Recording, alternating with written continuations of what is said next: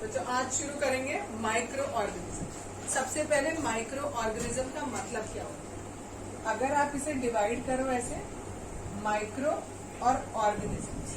Organisms means होता है छोटे मोटे, जैसे आपके ऑर्गेनिज्म में आप बड़े इंसान को भी गिन सकते हो, छोटे से छोटे आपका कोई भी आपका जीव जंतु है उसको भी काउंट कर सकते हो। ठीक है, ऑर्गेनिज्म मतलब एक तरीके से आपका चाहे मेल मतलब चाहे आपका पेड़ पौधे हो गया, चाहे एनिमल्स हो गए, चाहे हम इंसान आ गए, वो सब के सब ऑर्गेनिज्म कहलाते हैं। लेकिन यहाँ पर हम खाली उनकी बात नहीं करें, हम किसकी बात करें, माइक्रो ऑर्गेनिज्म। माइक्रो मीन्स होता है बहुत छोटा।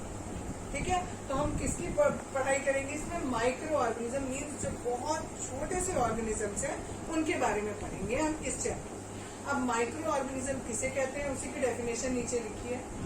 Organisms that are so small that they can only be seen through microscope are called microorganism, या फिर उन्हें कहते हैं माइक्रोब्स। ऐसे ऑर्गेनिजम्स जो आप केवल माइक्रोस्कोप से देखते हैं। माइक्रोस्कोप एक इंस्ट्रूमेंट होता है जिसके थ्रू आप छोटी छोटी चीजों को थोड़ा बड़ा करके देखते। ठीक है, वो आपको एनलार्ज साइज में दिखाई देते हैं। ठीक, क्यों एनलार्ज साइज में दिखाई देते हैं वो आप पढ़ोगे साइंस वाले चैप्टर में, जिसमें आपका लेंस आएगा। बिकॉज उस माइक्रोस्कोप के अंदर ऐसा लेंस लगा होता है जो आपको छोटी चीजों को बड़ा करके दिखाता है। तो उससे हमें ये माइक्रोस्कोप से हमें जो माइक्रो ऑर्गेनिज्म होते हैं वो माइक्रो रहकर थोड़े से बड़े होकर दिखाई देते हैं और तब हम उनको देख पाते हैं। लेकिन अगर आप माइक्रो ऑर्गेनिज्म को चाहो कि बिना माइक्रोस्कोप के आप ऐसे ही अपनी आंखों से देख लो तो वो पॉसिबल नहीं। ठीक है, क्योंकि माइक्रो ऑर्गेनिज्म इतने छोटे साइज के होते हैं, मतलब अगर आप लगा लो ये एक डॉट आपने बनाया, इस एक डॉट के अंदर भी लाखों माइक्रो ऑर्गेनिजम्स। ठीक है, तो इतने छोटे होते हैं कि आपको वो दिखाई नहीं दे सकते, इसलिए आपको उन्हें किसके थ्रू देखना पड़ता है, माइक्रोस्कोप के थ्रू देखना। नेक्स्ट बात है microbiology, the study of micro organism. Science की वो वाली ब्रांच जिस ब्रांच में हम इन सारे माइक्रो ऑर्गेनिज्म के बारे में पढ़ते हैं। जितने भी माइक्रो ऑर्गेनिज्म, एक दो नहीं, जितने भी हम सबके बारे में अगर हम पढ़ रहे हैं माइक्रो ऑर्गेनिज्म के बारे में, तो उस ब्रांच को हम क्या कहते हैं, माइक्रोबायोलॉजी। नेक्स्ट है माइक्रोबायोलॉजिस्ट, वो इंसान या वो साइंटिस्ट जो आज पढ़ेंगे माइक्रो ऑर्गेनिज्म में। कल मैंने बताया था कितने तरीके के, कितने टाइप्स के माइक्रो ऑर्गेनिज्म होते हैं, 5 तरीके के मैंने आपको बताया था। इतने सारे माइक्रो ऑर्गेनिजम्स होते हैं कि अगर आप एक एक की स्टडी करने बैठोगे तो आपकी पूरी लाइफ निकल जाएगी। ठीक है, तो हमने क्या किया, जितने भी तरीके के माइक्रो ऑर्गेनिज्म होते हैं उन सबको हमने 5 पार्ट में डिवाइड कर। सबसे पहला है बैक्टीरिया। इसकी क्या खासियत है, यूनिसेलुलर ऑर्गेनिज्म होता है। यूनिसेलुलर का मतलब होता है एक ही सेल से बना हुआ।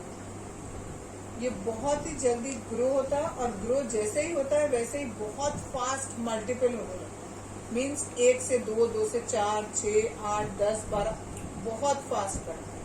ठीक, 1 divide into 2 in 10 to 30 minutes. एक बैक्टीरियम से 2 बैक्टीरियम होने में इनको 10 से 30 मिनट का समय लगता है। उसके बाद इनका जो ग्रोथ होता है वो बहुत फास्ट होता है। नेक्स्ट है, ये जो बैक्टीरिया होते हैं ये डिफरेंट शेप्स में मिलते हैं। कौन कौन सी शेप्स हैं इसकी, एक होती है rod shape. Rod shape is like that, इस तरीके से।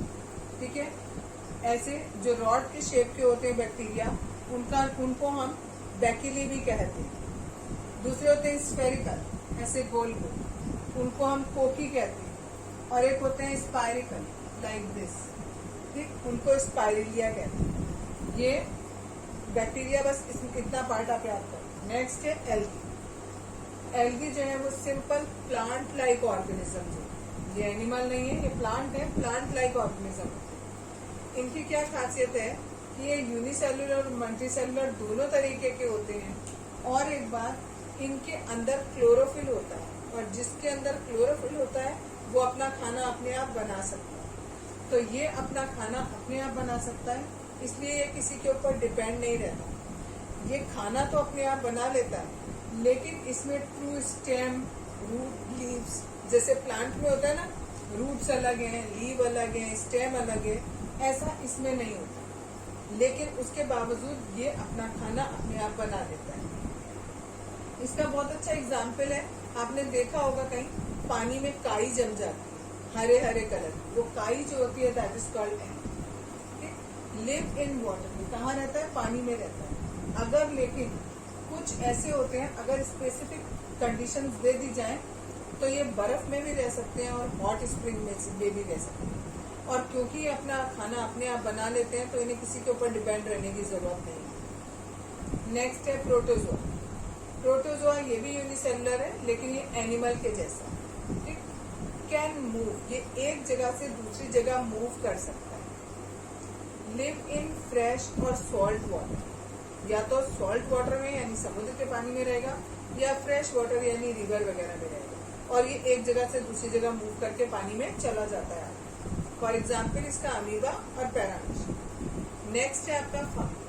फंगी जो होता है ये प्लांट लाइक है, प्लांट लाइक है, जैसे ये एल्गी भी प्लांट था, फंगी भी प्लांट के जैसा ही होता है, लेकिन इसमें क्लोरोफिल नहीं होता। यहाँ पर क्लोरोफिल था, इसमें क्लोरोफिल नहीं है। यूनिसेलुलर और मल्टीसेलुलर दोनों था, ये भी यूनिसेलुलर और मल्टीसेलुलर था, लेकिन ये अपना खाना अपने आप नहीं बना रहा है, ये अपना खाना बना रहा है। आप इसमें लिख सकते हैं इसमें क्लोरोफिल है, इसमें क्लोरोफिल नहीं है। इसका यूनिसेलुलर का एग्जाम्पल यीस्ट है और मल्टीसेलुलर का एग्जाम्पल ब्रेड मोल्ड है। ये अपना खाना अपने आप नहीं बनाता, इसलिए ये दूसरे के ऊपर डिपेंड रहता है, और क्योंकि दूसरे के ऊपर डिपेंड रहता है तो इसे हम पैरासाइट बोलते हैं, ठीक है। पैरासाइट्स वो ऑर्गेनिज्म होते हैं जो दूसरे के ऊपर डिपेंड है। लास्ट है वायरस, ठीक। सबसे छोटा माइक्रो ऑर्गेनिज्म, वायरस से छोटा और कोई नहीं होता। इन पांचों में भी सबसे छोटा कौन है? Virus. Can not reproduce themselves, इसमें अपने आप रिप्रोडक्शन की एबिलिटी नहीं होती। दैट मीन्स कि ये नॉन लिविंग होता है। मैंने नॉट लिविंग लिख दिया, नॉन लिविंग भी लिख सकते हो, नॉट लिविंग भी लिख सकते हो कि ये लिविंग नहीं होता है। लेकिन इसकी खासियत क्या होती है?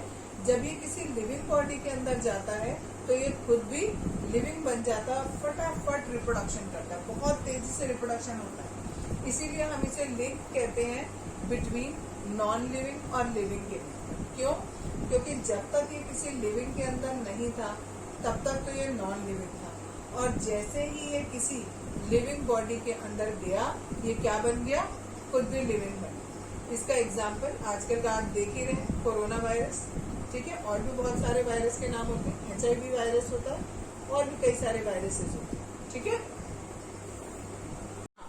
आज पढ़ाऊंगी यूजफुल माइक्रो ऑर्गेनिज्म। कल हमने पढ़ा था कि कितने टाइप के माइक्रो ऑर्गेनिजम्स होते हैं, ठीक है।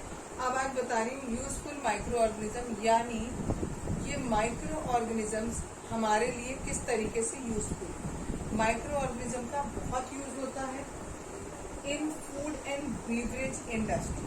कह रहे हैं जो आप खाना बनाते हो, कई खानों में हमारा ये बैक्टीरिया या फंगी है, ये सब यूज होते हैं। और बीवरेज इंडस्ट्री, बीवरेज इंडस्ट्री का मतलब होता है जैसे आपकी टी, कॉफी, ये सारे बीवरेजेस कहलाते हैं, तो उस इंडस्ट्री में भी हमारे ये काम आते हैं, ठीक। हाँ, यस, नमन, कोल्ड ड्रिंक भी होता है, ठीक है, बीवरेज वो भी कहलाते। इन मेकिंग मेडिसिन, बहुत सारी मेडिसिन ऐसी हैं जिनको बनाने में आप इन माइक्रो ऑर्गेनिजम्स का यूज करते हैं। एग्रीकल्चर में भी बहुत ज्यादा यूजफुल होता है, और एनवायरनमेंट को क्लीन करने में यूजफुल होता है। अब पूरा डिटेल में बताऊंगी कि फूड में या बीवरेज इंडस्ट्री में कैसे ये हमें हेल्प करता है। इन फूड एंड बीवरेज इंडस्ट्री क्या क्या है? एक आपने बहुत कॉमन सा एग्जाम्पल अपने घर में देखा होगा, मम्मी दूध लेती हैं, उसके अंदर थोड़ा सा कुछ दही का पार्ट डालती है और उसे रात भर इकट्ठा करके रख देती है एक जगह पर, और सुबह तक वो पूरा का पूरा दही बन जाता है, ठीक है। तो वो कैसे बनता है? लैक्टोबैसिलस बैक्टीरिया के थ्रू बनता है। जब उस दूध के अंदर वो थोड़ा सा दही डाला जाता है तो उसमें क्या होता है? फर्मेंटेशन होगा। फर्मेंटेशन आगे पूरे डिटेल में बताऊंगी।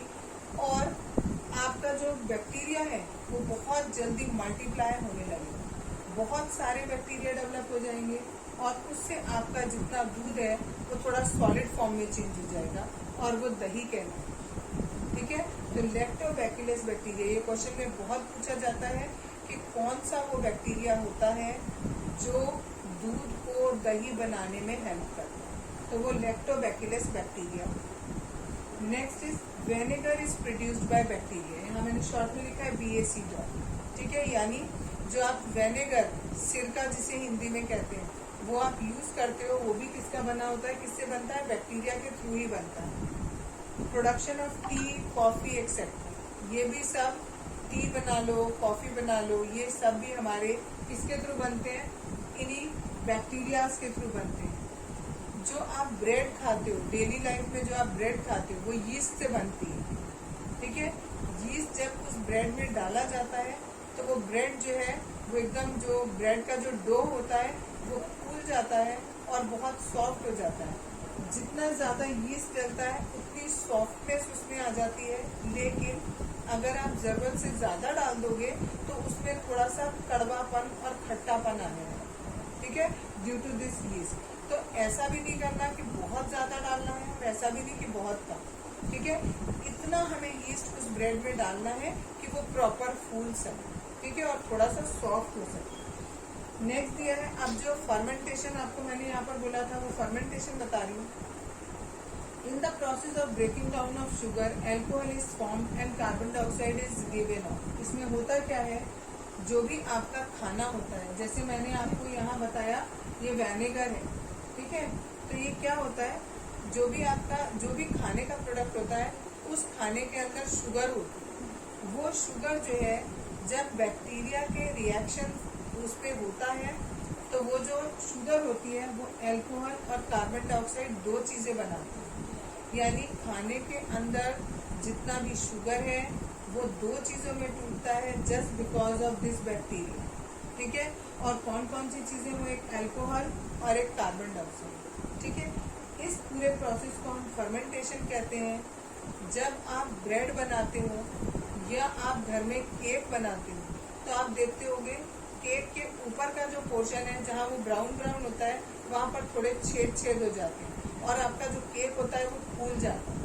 फूलता भी इसीलिए है just because of carbon dioxide, कि कार्बन डाइऑक्साइड उसमें गैस फॉर्म हुई, जैसे ही कार्बन डाइऑक्साइड गैस फॉर्म होगी वो ऊपर की ओर जाएगी, ऊपर की ओर जाएगी तो उसमें से छेद बना बनाकर वो बाहर निकल जाएगी। यानी आपको उस केक के ऊपर की लेयर पे जितने भी छेद दिखाई देते हैं, दैट मीन्स कि उन जगहों से कार्बन डाइऑक्साइड गैस बाहर निकली, ठीक है।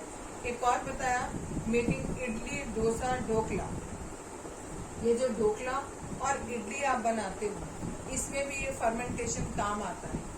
डोसे में हम क्या करते हैं, डोसे का जो बैटर बनाते हैं, उस डोसे के बैटर को हम एक दिन या करीबन 8-10 घंटे पहले बनाकर पीसकर मिक्सी में पीसकर रख दिया जाता है, ठीक है। उसके बाद उसका डोसा बनाया जाता है। तो जितने घंटे आपने रखा वो 6-7 घंटे, उतनी देर में उसमें क्या हो गया, ये फर्मेंटेशन हो गया। फर्मेंटेशन हो गया तो उसमें थोड़ा अल्कोहल प्रोड्यूस हुआ और थोड़ा कार्बन डाइऑक्साइड प्रोड्यूस हुआ। तो जब आप उसको बनाओगे, डोसे को सेकोगे, तो वो बहुत क्रिस्प बनेगा और बहुत लाइट वेट बनेगा, ठीक है। मेकिंग अल्कोहल, अल्कोहल्स बनाने में हम यीस्ट का यूज करते हैं, ठीक है। ये यीस्ट है ना, इसका यूज किया जाता है। इसके यीस्ट से जब रिएक्शन होता है तो हमारा अल्कोहल फॉर्म होता है। तो अल्कोहल, ये जो आपकी शराब जो होती है वो किससे बनती है, यीस्ट से बनती है। तो इसलिए हमारे लिए ये बहुत ज्यादा यूजफुल है। बियर और वाइन, आपने अधिकतर ये सुना होगा कि बियर और वाइन को हम शराब में नहीं गिनते। बियर और वाइन को पीने से कोई नुकसान नहीं होता, ठीक है। बियर और वाइन आप पी सकते हो। इवन बहुत सारी जगहों पर, इवन इंडिया में भी बहुत सारी लेडीज भी हैं जो बियर और वाइन पीती है। बियर और वाइन बहुत ज्यादा नुकसान नहीं करता, ठीक। क्यों नहीं करता है वो सुनो। वाइन जो होता है वो जो ग्रेप्स होते हैं, आपके जो अंगूर होते हैं, उन अंगूर में जितनी शुगर होती है, उस शुगर का फर्मेंटेशन जब हो जाता है तो हमारी वाइन तैयार होती है। तो एक तरीके से हमारा जो वाइन है वो क्या है, ग्रेप्स का फर्मेंटेड सॉल्यूशन, ठीक है। ग्रेप्स, आपके ग्रेप के अंदर जितनी भी शुगर थी उसका फर्मेंटेशन हो गया, उसको हमने वाइन कहा। और जो बियर, वो सॉरी, उसको हमने, मैंने दोनों जगह वाइन लिख दिया है गलती से, एक जगह वाइन होगा, एक जगह बियर होगा। ये वाइन है, ग्रेप्स वाला वाइन होता है, और ये बियर होता है। जो बियर हमें मिलता है वो किससे मिलता है? Fermentation of barley. आपने बार्ली का नाम सुना होगा, ठीक है। बार्ली को आप, उसके अंदर जो शुगर होता है, जब उसका फर्मेंटेशन हो जाता है तो उससे हमें बियर मिलता है, ठीक है। ये कभी कभी एक नंबर में पूछा जाता है कि जो वाइन और बियर है, ये दोनों के दोनों ही हमें फर्मेंटेशन से मिल रहा है, तो दोनों में डिफरेंस क्या है? इसमें फर्मेंटेशन हो रहा है शुगर इन ग्रेप्स, और इसमें किसका हो रहा है? Sugar in barley. नेक्स्ट है आपका a substance called algin obtained from algae is used to thicken food such as ice cream और जेली। आपने आइसक्रीम और जेली आप घर पे बनाते हो तो बहुत पतली पतली बनती है, लेकिन जब आप बाजार की खाते हो तो आपको वो थिक लगती है, मोटी मोटी लगती है। क्यों लगती है? Just because of this algae. उसमें ये एल्गी डाला जाता है जिसकी वजह से वो मोटी हो जाती है। नेक्स्ट है, अब ये एक पॉइंट मैंने आपको बताया फूड में और बिवरेजेस में कैसे यूज हुआ हमारा ये माइक्रो ऑर्गेनिज्म। अब दूसरा टॉपिक है हमारा यहाँ पर मेकिंग मेडिसिन। ये बहुत बहुत इम्पोर्टेंट पार्ट है मेडिसिन वाला, मेकिंग मेडिसिन। सबसे मेन चीज इसमें जो है ये एंटीबायोटिक है। एंटीबायोटिक क्या होता है और ये कैसे काम करता है? एंटीबायोटिक बनता कैसे है? बैक्टीरिया और फंगी से बनाया जाता है। मेन एंटीबायोटिक का काम ये होता है, आपको अगर कोई बीमारी हुई है तो वो बीमारी आपकी किसी जर्म्स की वजह से हुई, ठीक है। और वो जो जर्म्स होते हैं उन जर्म्स को मारने का काम जो करता है वो कौन करता है? एंटीबायोटिक करता है। जब आपको बुखार होता है तो डॉक्टर बुखार को कम करने की दवा देता है, साथ में 3 या 5 दिन का एंटीबायोटिक का कोर्स भी होता है आपका, वो कोर्स आपको पूरा करना होता है। तो वो जो एंटीबायोटिक होता है वो क्या करता है? जिस कारण से, जिन जर्म्स की वजह से आपको बुखार हुआ या बीमारी हुई, उस जर्म्स को वो किल करती है, ठीक है। एक एंटीबायोटिक है, उसका नाम है पेनिसिलिन। ये सबसे पहली ढूंढी गई या बनाई गई एंटीबायोटिक है। पेनिसिलिन जो है वो कहाँ से मिली हमें? पेनिसिलियम से मिली। ये एक स्पीसीज होती है, ठीक है। जैसे कि हमने पढ़ा है माइक्रो ऑर्गेनिज्म है, ये भी एक माइक्रो ऑर्गेनिज्म है, माइसीलियम, ठीक है। Sorry, Penicillium. ये एक नंबर में पूछा जाता है क्वेश्चन कि जो पेनिसिलिन है ये कौन से माइक्रो ऑर्गेनिज्म से बनती है? तो ये पेनिसिलियम से बनती है, और ये यूज होती है also use to control diseases of animals and plants, ठीक है। एनिमल और प्लांट में जितनी डिसीजेज होती हैं उन डिसीजेज का जो कारण है उसको खत्म करने के लिए भी ये यूज किया जाता है। क्लियर? आज बताऊंगी some other uses of microbes. कल हमने पढ़ा था कि कैसे कैसे माइक्रोब्स कहाँ कहाँ यूजफुल होते हैं, वो चीजें पढ़ी थी।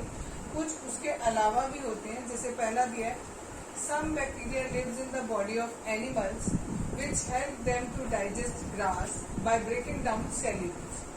कुछ ऐसे माइक्रोब्स होते हैं जो जानवरों की बॉडी के अंदर रहते हैं, जैसे जितने आपके रोडेंट्स होते हैं जो घास वगैरह खाते हैं, रूमिनेंट्स, सॉरी रोडेंट्स नहीं, रूमिनेंट्स होते हैं। रूमिनेंट्स वो जानवर होते हैं जो घास खाते हैं, ठीक है। जैसे आपकी काव हो गई, गोट हो गई, इनके बॉडी में कुछ बैक्टीरिया रहते हैं। वो बैक्टीरिया क्या करते हैं? जितने भी ये घास वगैरह खाते हैं उनके अंदर, सबके अंदर सेल्यूलोज होता है, तो ये उसको ब्रेक डाउन करने में हेल्प करता है। नेक्स्ट है यूज इन तंबाकू, लेदर एंड जूट इंडस्ट्री। इन तीनों इंडस्ट्रीज में बैक्टीरिया काम आता है। कैसे आप लेदर बना पाते हो या कैसे आप जूट इंडस्ट्रीज में से जूट निकाल पाते हो, ठीक है। जूट का जो पौधा होता है उस जूट के पौधे में से जो आप जूट निकाल रहे हो वो कैसे निकाल रहे हो? With the help of these bacterias. आपको पता है जूट कैसे बनता है? जूट के पेड़ होते हैं, ठीक है। और जूट का जो पेड़ होता है, जब वो जूट पूरा बन जाता है तो आप उसकी जो स्टिक होती है, जैसे आपका पेड़ होता है ना, पेड़ में जो बीच का स्टेम होता है, उसी तरीके से जूट का स्टेम होता है। उस पूरी स्टेम को सोचो कितने कितने, करीबन 5 फुट तो कम कर दिया, 10 फुट के बड़े बड़े स्टेम होते हैं। उन फुट को एक बहुत बड़ा गड्ढा करते हैं, उस गड्ढे को पूरा पानी से भर देते हैं। उस पानी के अंदर वो सारे स्टेम्स जो होते हैं, जो मेन ट्रंक होता है उसका, जूट का, उसको डिप कर दिया जाता है। उनको 10-15 दिन के लिए उसी में डिप रहने दिया जाता है। जब वो 10-15 दिन तक पानी पानी के अंदर डिप रहते हैं तो जो बैक्टीरिया होते हैं वो उनकी जो बाहर की लेयर होती है उसको इतना सड़ा देते हैं कि जब आप बाहर निकालोगे उसको तो वो एकदम से ग्रीन वाला जो पोर्शन होगा वो सारा का सारा उसका बाहर आ जाएगा और फिर बाद में जूट उसमें से निकाला जाएगा। अब यहाँ पर दिया एक वर्ड टैनिंग, इसकी डेफिनेशन कई बार पेपर में पूछ लेते हैं। टैनिंग होता क्या है? जब आप एनिमल स्किन को लेदर के फॉर्म में बदल देते हो with the help of chemical तो उसे टैनिंग कहा जाएगा। ठीक, नेक्स्ट है जो ये बैक्टीरिया थे आपके, कुछ बैक्टीरिया डिकम्पोज करते हैं वेस्ट को, लीफी वेस्ट को, और कुछ बैक्टीरिया ऐसे होते हैं जब ये डिकम्पोज कर रहे होते हैं और वहां पर अगर एब्सेंस ऑफ ऑक्सीजन हो जाए या थोड़ी ऑक्सीजन की मात्रा कम हो जाए तो वो क्या करते हैं, जैसे ही ऑक्सीजन की मात्रा कम होगी वो प्रोड्यूस करेंगे मीथेन। मीथेन एक गैस होती है जो बायोगैस का मेन कंपोनेंट है। ठीक है, अब ये बायोगैस क्या होती है? बायोगैस जितना आपका पेड़, मरे हुए पौधे होते हैं या आपका एनिमल वेस्ट होता है उन सब से जो गैस प्रोड्यूस की जाती है दैट इज बायोगैस होती है। उस बायोगैस में मेन कॉन्स्टिट्यूएंट कौन होता है? मीथेन होता है। यानी ये जो बैक्टीरिया था वो क्या कर रहा है, जो जितना भी आपका वेस्ट प्रोडक्ट है उसको और डिकम्पोज कर रहा है और डिकम्पोज करके उसमें से मीथेन गैस निकाल रहा है। कब? जब वहां पर एब्सेंस ऑफ ऑक्सीजन होती है तब। और ये मीथेन हमारे लिए बहुत ज्यादा यूजफुल है, हम इसे एज अ फ्यूल यूज करते हैं।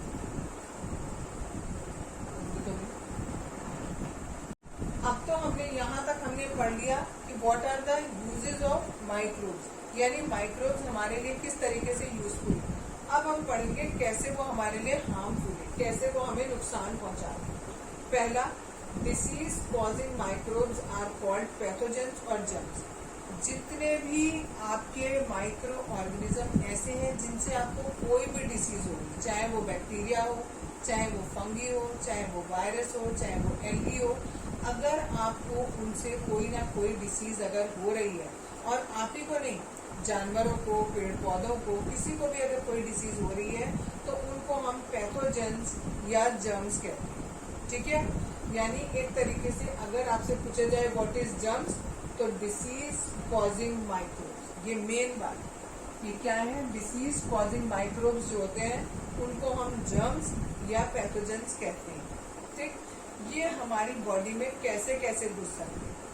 एयर के थ्रू घुस सकते हैं, फूड एंड वाटर के थ्रू घुस सकते हैं, डायरेक्ट कांटेक्ट से घुस सकते हैं, इंसेक्ट के थ्रू घुस सकते हैं। ठीक है, अब और एक है वहां पर कट एंड बाउंड के थ्रू घुस सकते हैं। बताती हूँ कैसे कैसे। हवा है, ठीक, हवा से क्या होगा, सपोज करो एक इंसान है, उसको कोल्ड हो रहा है, उसने छींका तो उसके बॉडी में जितने जर्म्स थे वो बाहर आए, वो एयर में आ गए। आप वहीं पास में हो, लो नमन ने छींक भी दिया, ठीक, आप वहीं पास में हो, ठीक है, और उसको भी, उसके पास भी वो जर्म्स ट्रांसफर हो गए। ऐसे एयर के थ्रू आपके जर्म्स ट्रांसफर हो जाते हैं और उससे हमें कॉमन कोल्ड और फ्लू नाम की बीमारी हो जाती है। ठीक, नेक्स्ट है फूड एंड वाटर। फूड और वाटर से हमें कौन सी बीमारी होती है? आप कहोगे खाने और पानी से कैसी बीमारी? यहाँ खाना और पानी कैसा है? अगर कंटामिनेटेड फूड एंड वाटर है, मीन्स अगर ऐसा फूड है जो किसी भी तरीके से कुछ खराब है या आपके लिए मतलब अनहाइजीनिक है, तो वो जो फूड एंड वाटर होगा वो आपको कॉलेरा कर सकता है, टाइफाइड कर सकता है और हेपेटाइटिस की बीमारी दे सकता है। ये आपको याद रखना है कि किससे कौन सी बीमारी हो रही है। एयर के थ्रू हमें ये हो रहा था, फूड और वाटर अगर हमने कंटामिनेटेड खाया है तो हमें ये प्रॉब्लम हो सकती है।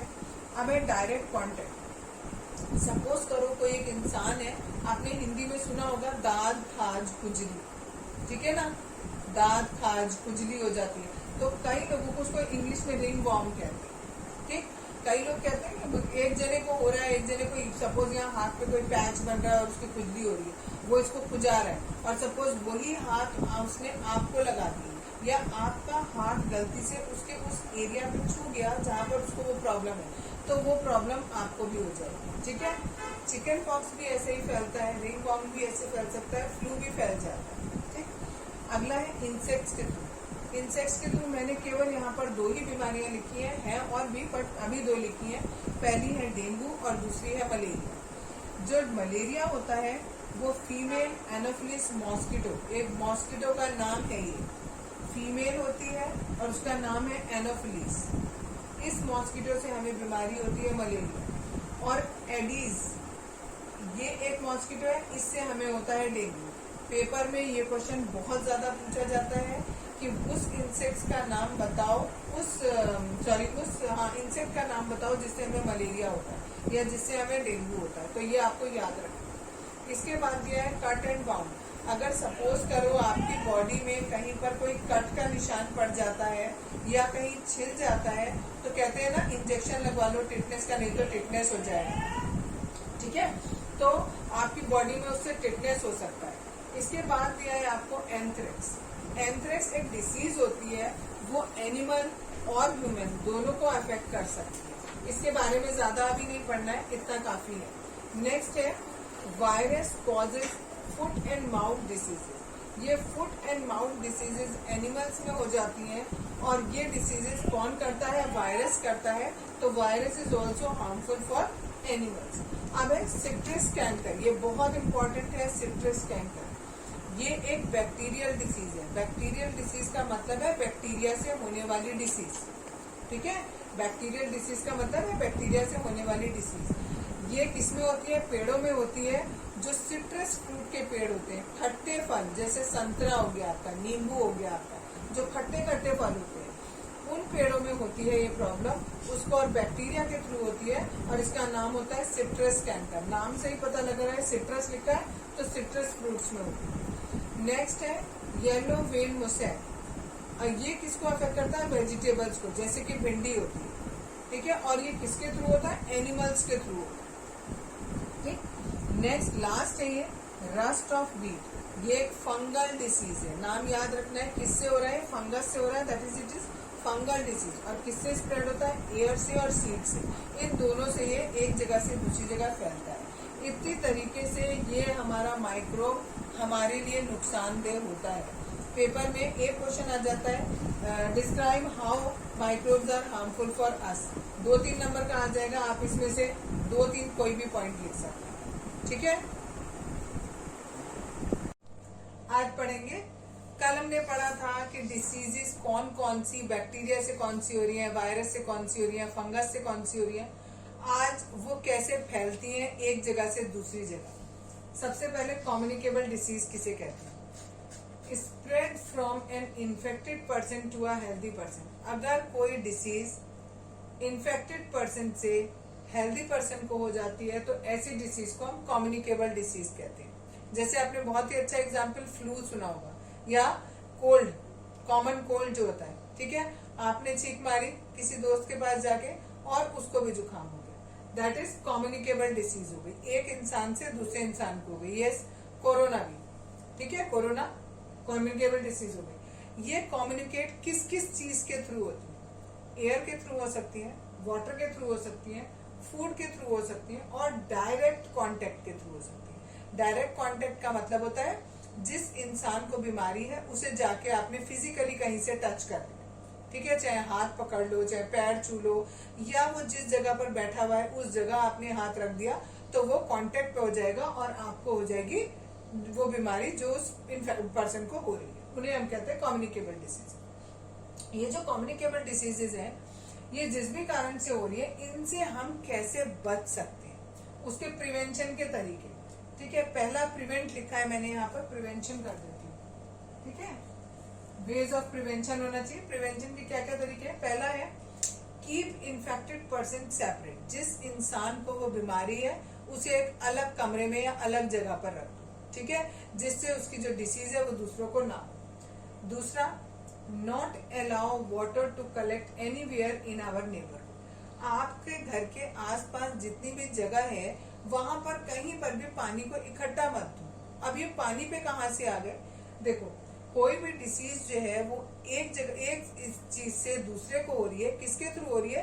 कभी कभी जो आपकी डिसीजेज होती हैं वो इंसेक्ट्स के थ्रू भी एक जगह से दूसरी जगह जाती है। ठीक है, तो आपने क्या किया, जो भी आपके, और जो जितने भी इंसेक्ट्स हैं जैसे मच्छर वगैरह होते हैं वो कहाँ पर डेवलप होते हैं? रुके हुए पानी में। तो इसीलिए वो कह रहे हैं पानी को कहीं रुकने ही मत दो। जब पानी नहीं रुकेगा तो इंसेक्ट्स नहीं डेवलप होंगे, इंसेक्ट नहीं डेवलप होंगे तो आपकी जो बीमारी है वो एक जगह से दूसरी जगह स्प्रेड नहीं होगी। तीसरा इन्होंने बताया कि जो भी इंसान बीमार है वो अपने मुंह पर रुमाल रख ले, जब भी वो छींकता है या वो खांसता है तो वो जो बीमारी है वो कम्युनिकेट नहीं होगी। ये 3 तरीके हैं कम्युनिकेबल डिसीज को प्रिवेंट करने के, बचाने के। नेक्स्ट है ये नेक्स्ट टॉपिक। अब यहाँ पर बीमारियों का टॉपिक खत्म हो गया। नेक्स्ट अब फूड पे आते हैं।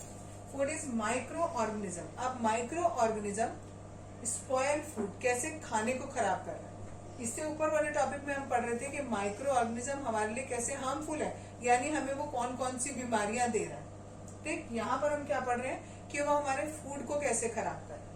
पहला है bacteria and fungi spoil food. जो बैक्टीरिया और फंगस होते हैं वो जनरली आपके फूड में डेवलप हो जाते हैं। अगर आपने जैसे कोई गर्मी का समय है और आपने दूध फ्रिज में रखने की बजाय बाहर ही रख दिया तो वो रात भर अगर आप बाहर रखे रहने दोगे तो वो मिल्क जो है वो थोड़ा सा खट्टापन उसमें आ जाएगा और उसमें बैक्टीरिया डेवलप हो जाएंगे और वो दूध फट जाएगा, यानी स्पॉयल हो जाएगा, खराब हो जाएगा। दूसरा है growth of mould make food unfit.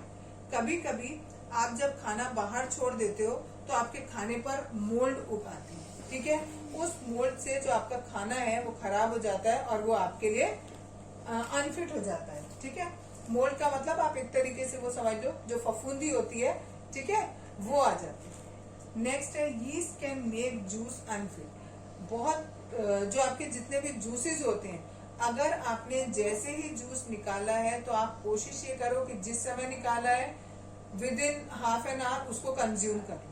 अगर आप ज्यादा देर तक जूस को रखते हो तो उसमें जो यीस्ट होता है वो डेवलप हो जाता है और वो अनफिट कर देता है उस जूस को आपके लिए। आप तो ये सोच के पूरे हो कि जूस पी रहा हूँ, बहुत अच्छी चीज पी रहा हूँ, लेकिन उसमें यीस्ट डेवलप हो जाते हैं और उसकी वजह से वो जो जूस है वो खराब हो जाता है। तो with in half an hour और ज्यादा हो तो 45 मिनट्स के अंदर आपको वो जूस पी लेना चाहिए। नेक्स्ट है फूड पॉइजनिंग। ये जो आपका माइक्रो ऑर्गेनिज्म है ये फूड को स्पॉयल तो कर रहा है, अब आपको बता रहे हैं और क्या कर रहा है, वो फूड पॉइजनिंग भी कर रहा है। फूड पॉइजनिंग का मतलब होता है कुछ माइक्रो ऑर्गेनिजम्स ऐसे होते हैं बेटा जो खाना आपने रखा, उस खाने में वो अपने आप से उसको गर्माहट मिलती है तो अपने आप डेवलप हो जाते हैं। जब वो डेवलप हो जाते हैं, थोड़ा ग्रो करते हैं, तो उनमें से कुछ टॉक्सिक सब्सटेंस निकलते हैं। टॉक्सिक का मतलब होता है जहरीले, ठीक है, पॉइजन लाइक ऐसे सब्सटेंसेस निकलते हैं और वो खाने को कैसा बना देते हैं, पॉइजनस बना देते हैं। और जब वो खाना आप खाते हो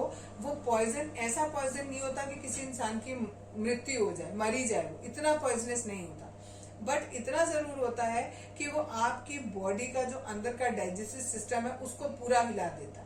ठीक है, आपको लूज मोशन होने लगेंगे, वॉमिटिंग होने लगेगी, ठीक है, उसको हम कहते हैं फूड पॉइजनिंग। अगर आप कहीं से भी कंटामिनेटेड फूड इनटेक कर लेते हो या वाटर इनटेक कर लेते हो तो उससे हमें फूड पॉइजनिंग हो सकती है। अब फूड को प्रिजर्व कैसे करें, ये जो अभी बताया आपको कि फूड में पॉइजन डेवलप हो गया, अब ये पॉइजन डेवलप ना हो इसके लिए हमें क्या करना होता है, इसके लिए हमें फूड को प्रिवेंट करके रखना पड़ेगा। जैसे यहाँ बताया था कम्युनिकेबल डिसीज ना फैले उसके लिए हमें प्रिवेंशन करने पड़े, सेम इसी तरीके से फूड हमारा पॉइजन ना बने उसके लिए हमें फूड को प्रिजर्व करना पड़ेगा। उसके लिए हमें 2 काम करने पड़ेंगे। पहला है killing the microbes in the food. जो भी फूड के अंदर माइक्रोब्स हैं उनको पहले ही मार दो। अगर वो मर जाएंगे तो वो आगे टॉक्सिक सब्सटेंस रिलीज करेंगे ही नहीं। जब वो टॉक्सिक सब्सटेंस रिलीज नहीं करेंगे तो जो फूड है आपका वो टॉक्सिक नहीं होगा, तो अब आप खाओगे तो वो आपको नुकसान नहीं करेगा। दूसरा है stopping them from growing again. एक बार आपने मार तो दिया उनको, लेकिन अब आपको इस बात का भी ध्यान रखना है कि उन्हें ऐसी कोई कंडीशन नहीं देनी जिसमें वो दोबारा से ग्रो हो जाए। ठीक है, जितने हैं उन्हें मार दो और दोबारा से उन्हें ग्रो मत होने दो। ये 2 तरीके हैं कि आप फूड को प्रिजर्व कर सकते हो। फूड प्रिजर्व करने के ये जो 2 तरीके हैं इनके लिए हम बहुत सारे तरीके पढ़ते हैं। जैसे एक होता है हीटिंग, दूसरा होता है पॉस्चराइजेशन, तीसरा होता है कूलिंग, चौथा होता है केमिकल प्रिजर्वेटिव केमिकल प्रिजर्वेटिव डाल देते हैं, एक होता है ड्राइंग और एक होता है कैनिंग। इन सब के बारे में डिटेल में मैं कल बताऊंगी नेक्स्ट क्लास में। अब मेथड बता रही हूँ। पहला है heating food to a high temperature kill the microbes. अगर आप खाने को प्रिजर्व करना चाहते हो तो उसका एक तरीका होता है हीट करना। आप लोग मदर डेयरी से या कहीं से दूध खरीद के लाते हो और उस दूध को पहले उबाल लेते हो और फिर उसको रखते हो। तो क्यों उबालते हो उसको? जिससे बहुत हाई टेम्परेचर हो जाता है उसका, गर्म करने की वजह से उससे उसके जितने भी माइक्रोब्स हैं यानी माइक्रो ऑर्गेनिज्म है वो सारे मर जाते हैं और फिर आप उस दूध को रखते हो तो वो ज्यादा देर तक सही रहता है। ठीक है, फॉर एग्जाम्पल दिया है। नेक्स्ट है UHT। UHT is ultra heat treatment. इसमें क्या करते हैं, जो भी आपका दूध या जो भी आपका मटेरियल है उसको पार्शियल स्टरलाइज करते हैं। स्टरलाइज का मतलब होता है कि आपने क्या किया, वैसे जैसे आपने देखा होगा बोतल को स्टरलाइज करना, सिरिंज को स्टरलाइज करना। स्टरलाइज का मतलब होता है पानी लिया आपने, उस पानी के अंदर उस ऑब्जेक्ट को डाला और उसको बहुत ज्यादा गर्म कर दिया, खूब खौला दिया उसको, दैट इज स्टरलाइजेशन। यहाँ पर हम मिल्क को खौलाएंगे लेकिन पार्शियल स्टरलाइज करेंगे, पूरा स्टरलाइज नहीं करेंगे, पार्शियल स्टरलाइज करेंगे by heating it for short time. थोड़े समय तक के लिए उसको गर्म करेंगे, बहुत ज्यादा देर तक के लिए गर्म नहीं करेंगे। इस तरीके से क्या होता है, जो भी आपका दूध या वो है वो खराब नहीं होता। उसके बाद हम उसे क्या करते हैं, जो भी है पार्शियल स्टरलाइज दूध होता है इसको हम टेट्रा पैक के अंदर डाल देते हैं। ठीक है, और टेट्रा पैक को बाहर से बंद कर देते हैं। टेट्रा पैक 4 या 6 महीने तक खराब नहीं होता अगर आप उसे खोलोगे नहीं। एक बार आपने टेट्रा पैक को खोल लिया तब तो आपको 2-1 दिन के अंदर उसे दूध को खत्म करना पड़ेगा, लेकिन अगर आपने खोला नहीं है तो उसके अंदर जो दूध है वो 6 महीने तक खराब नहीं होगा। नेक्स्ट है पॉस्चराइजेशन ऑफ मिल्क। ये बहुत बहुत इंपॉर्टेंट है पॉस्चराइजेशन, ये पेपर में आता ही आता है। पॉस्चराइजेशन, आप जब दूध का पैकेट खरीद के लाते हो तो उसके ऊपर देखना पॉस्चराइज्ड मिल्क लिखा होगा। ठीक है, मतलब क्या होता है, आप क्या करते हो, जो भी आपने भैंस में से या गाय में से दूध निकाला है उस दूध को बहुत हाई टेम्परेचर तक गर्म करते हैं, नियर अबाउट 70 डिग्री सेंटीग्रेड तक हम उसे गर्म करते हैं और फिर एकदम से कूलिंग करते हैं। बहुत ज्यादा गर्म किया तो क्या हुआ, जितने भी उसके अंदर माइक्रोब्स थे वो सारे के सारे मर गए। और एकदम से कूलिंग करने से ये होता है कि उसके अंदर दोबारा से माइक्रोब्स डेवलप नहीं हो पाते और फिर आपने उसको सील पैक कर दिया। तो दैट मीन्स आपका जो भी आपका मिल्क है वो विदाउट माइक्रोब्स वाला मिल्क आपको मिल जाएगा। ये पॉस्चराइजेशन का मेथड हमें लुईस पॉस्चर नाम के वैज्ञानिक ने बताया था। ये भी पूछा जाता है कि इसका नाम बताओ किसने पॉस्चराइजेशन के बारे में बताया। नेक्स्ट है कूलिंग मेथड। कूलिंग क्या करता है, जब आप किसी चीज का टेम्परेचर बहुत डाउन कर देते हो तो वहां पर जितने भी माइक्रोब्स हैं उनकी ग्रोथ और उनका रिप्रोडक्शन रुक जाता है, बिकॉज ये जितने भी माइक्रोब्स हैं ये सब गर्मी में डेवलप होते हैं और गर्मी में ग्रो करते हैं। नेक्स्ट है केमिकल प्रिजर्वेटिव। ये केमिकल प्रिजर्वेटिव्स आप अचार में, जैम में, केचप्स में डालते हो। आपने नाम सुना होगा सिट्रिक एसिड, सोडियम बेंजोएट, ये आपके एसिटिक एसिड, ये सारे के सारे आपके अचार, जैम, इन सब चीजों में डालते हैं और उसको प्रिजर्व कर देते हैं, मतलब उसे खराब होने से बचाते हैं। जब आपकी मम्मियां अचार बनाती हैं तो उस अचार के अंदर वो एसिटिक एसिड डाल देती हैं या सोडियम बेंजोएट डाल देती हैं, उसकी वजह से वो अचार 6 महीने, साल भर, 2 साल तक भी खराब नहीं होता है। ठीक है, और भी कुछ प्रिजर्वेटिव है, इसी केमिकल प्रिजर्वेटिव के अंदर ही ये टॉपिक आएगा, अदर प्रिजर्वेटिव। पहला दिया है सॉल्ट। सॉल्ट, आप जब आप अचार बनाते हो तो आप क्या करते हो, आम के ऊपर थोड़ी देर के लिए नमक डालते हो और उसको कुछ समय के लिए छोड़ देते हो। 1-2 दिन आप उसे छोड़ देते हो। ठीक है, उससे क्या होता है, जो नमक होता है जैसे ही आप उसके ऊपर डालते हो, which checks the growth of bacteria by forcing microbes to lose water. कह रहे हैं जिस चीज के ऊपर भी आपने नमक को डाला है तो वो ये नमक जो है वो उस चीज को फोर्स करेगा कि जितना भी उसके अंदर पानी है, क्योंकि नमक क्या करता है, पानी को सोख लेता है तुरंत, तो वो उस ऑब्जेक्ट में से सारा का सारा पानी सोख लेगा। पानी सोख लेगा तो माइक्रोब्स को ग्रोथ नहीं हो पाएगी, क्योंकि ग्रोथ के लिए उन्हें पानी भी चाहिए होता है और ये प्रोसेस कहलाता है हमारा ऑस्मोसिस। ठीक, नेक्स्ट है शुगर। शुगर भी हमारा क्या करता है, बैक्टीरिया की ग्रोथ को रोक देता है, इसीलिए हम इसको भी प्रिजर्वेटिव की तरह यूज करते हैं।